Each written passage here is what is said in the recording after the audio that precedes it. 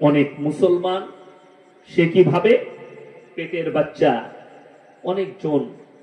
আমি সেদিনে 4 মাস না 5 মাস আগে দেখলাম আমাদের পশ্চিম বাংলায় একজন ব্যক্তি 5 বছরের, কোন ধর্মের জানি না, 5 বছরের বাচ্চা আছে বেটা, তার কোলে সুন্দর ফুটফুটে একটা মেয়ে জন্ম নিয়েছে। মা রান্না করছে, মেয়েকে ঘুম পড়িয়েছে বিছানায়, বাপ বাড়িতে ঢুকেছে, মেয়েটাকে দেখেছে। মেয়েটা দেখে তার কি মনে হয়েছে, মেয়ে পয়দা হলো, মেয়ে পয়দা। সেই মেয়েকে পাটা ধরে জাইলা দিয়ে পুকুরে ছুড়ে দিয়েছে, পেছনে প্রচুর পুকুর ছিল, মারা গেল। মা স্বামীর নামে কেস করেছে, প্রশাসন তাকে অ্যারেস্ট করেছে। শুধু এটা নয়, বর্ধমান ডিস্ট্রিক্টের কেস, একজন বিহারের হোক অন্য জেলার হোক ভদ্র মহিলা বর্ধমানে প্রেগনেন্ট, ভর্তি হয়েছে, বাচ্চা হবে নার্সিংহোমে, বাচ্চাও প্রসব হয়েছে। কি হয়েছে, মেয়ে ছেলে পয়দা হয়েছে।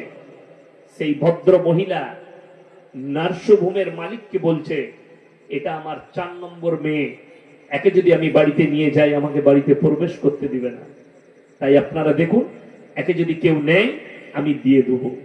সেই মায়ের মনটা দেখুন। সেই সময় একজন ব্যক্তি গেছে, স্বামী স্ত্রী, বাচ্চা হচ্ছে না, ডাক্তার দেখাতে, তারা খবর পেল এরকম একটা বাচ্চা কেউ দিতে চাইছে, কিন্তু শর্ত রেখেছে মেয়েটা, না আমি তোমাদের ঠিকানা নেব, না তোমরা আমার ঠিকানা নিবে, বাচ্চা তোমাদের, কেউ কারোর ফোন নম্বর নয়, ঠিকানা নয়, তুমি কোথায় নিয়ে যাচ্ছ আমি কোথায় যাব জেনে লাভ নেই। সেই বাচ্চাটা মানুষ করছে এই ছেলেটা, মুসলিমদের একটা ছেলে, তার বাইকে আছে, মেয়েটা বসে আছে, তার হাতে চকলেট। আমি একদিন জিজ্ঞেস করলাম, চকলেটটা আমাকে দাও, বলছে আপনি লেন, খুব মজা। তার ভাষা শুনে আমার মনটা ভরে গেল, আর মনে মনে ভাবলাম কি নিকৃষ্ট জাতি, কি নিকৃষ্ট বাপ মা, তার পরিবার, তার শ্বশুর শাশুড়ি এত সুন্দর ফুটফুটে মেয়ে জন্ম নিয়েছে, তাকে বলে দিয়েছে মেয়ে জন্ম নিলে তোমার এই বাড়িতে আর ঠাঁই নেই।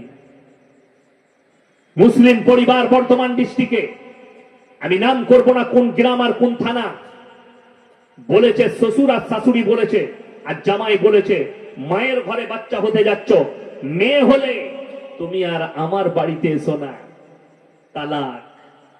আল্লাহর কুদরতে মেয়ে পয়দা হয়েছে, তাকে ছাড় দিয়েছে, মেয়েটাকে তালাক দিয়ে দিয়েছে খালি মেয়ে পয়দা হবার কারণে। আমি আল্লাহর কসম করে বলছি, এই পরিবার হচ্ছে নিকৃষ্ট পরিবার, এদের মধ্যে না ঈমান আছে, না এদিকে মুসলমান বলা যাবে, এমনকি এরা মারা গেলে এদের জানাজার নামাজ পড়াটাও ইসলামী শরীয়তে জায়েজ হবে না, যেহেতু তারা আল্লাহর কুদরতের খিলাফ কাজ করেছে। আল্লাহর কুদরতের উপরে নাশুকরি, আল্লাহর দেওয়া জিনিসের উপরে নাশুকরি। যারা শাশুড়ি আছেন তারা শুনে যান, বউ মায়ের মেয়ে হলে অনেক শাশুড়ি নারাজ হয়, আরে মেয়ে হয়েছে বেটা হলো না, তোর বউ কুলোচ্ছনে। সেই যুবককে বলবো, তোমার মাকে বলবে যে তোর থেকে, তোর মায়ের থেকে বড় কুলোচ্ছনে কেউ নাই, যেহেতু তোকে পয়দা করেছে। কথাটা বুঝতে পেরেছেন না পারেননি? যদি কেউ বলে তোমার স্ত্রী কুলোচ্ছনে, পরপর 2টো মেয়ে জন্ম দিয়েছে, সেই শাশুড়িকে বলো, সেই তোমার মাকে বলো, আমার বউ যদি 2টো মেয়ে জন্ম দিয়ে কুলোচ্ছনে হয়, তোমার মা কি ছিল? তোমাকে তো মেয়ে জন্ম দিয়েছিল। তোমার মা কত বড় কুলোচ্ছনে ওটা আগে বলো। তোমার মা কত বড় নেমো খারাম ওটা আগে বলো, যে তোমাকে জন্ম দিয়েছে, জন্মানোর পরে তোমার গলে পা দিয়ে মেরে দেয়নি। এরা হচ্ছে নাশুকর বান্দা। এই মহিলা যদি তাহাজ্জুদ গুজার হয়, তাও আল্লাহর কাছে আর নামাজ মকবুল হবে না, যেহেতু আল্লাহ সৃষ্টির ওপরে এরা বেজার। আল্লাহর দেওয়া নিয়ামতের ওপরে নাশুকরি করা, আল্লাহ যেটা দিবেন শুকর আদায় করবেন। ওই জন্য রাসূল সাল্লাল্লাহু আলাইহি সাল্লাম বলেছেন, যে বাড়িতে মেয়ে পয়দা হয় সেখানে আল্লাহর রহমত বর্ষিত হয়। জোরে বলুন সুবহানাল্লাহ। আপনি শুকর আদায় করুন, আল্লাহ মেয়ে দিয়েছে, সন্তান দিয়েছে, আল্লাহ তুমি আমাকে সন্তান দিয়েছো, শুকর আদায় করুন। কিন্তু না শুকরি করা যাবে না আল্লাহর কাছে। অনেকজন মনে করে আমার একটা বাচ্চা আছে, আরো একটা আমার স্ত্রীর পেটে বাচ্চা চলে এসছে, আমি তো নেবো না। তার থেকে ভালো এই বাচ্চাটাকে মেরে দেওয়া। কি করে দেওয়া?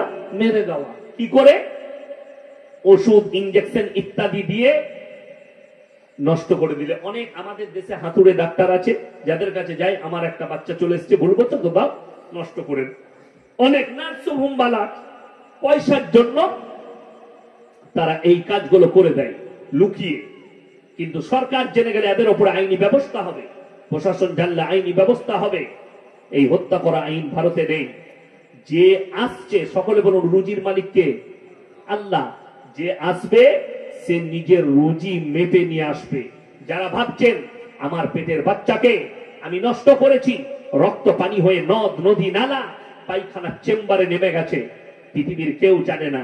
আল্লাহর কসম, সূরা আল ইমরান প্রথম পৃষ্ঠায়, ইন্নাল্লাহা লা ইয়াখফা আলাইহি শাইউন ফিল আরদি ওয়ালা ফিস সামা। আসমান আর জমিনের মধ্যে যা কিছু আছে, কোন জিনিসটা আমার আল্লাহর কাছে গোপন নেই। আমার আল্লাহর কাছে সব জ্ঞান আছে। তোমরা কি করো, কোথায় যাও, কি খাও, কি বলো, তোমরা অন্তরে কথা বলো, আমি আল্লাহ শুনতে পাই।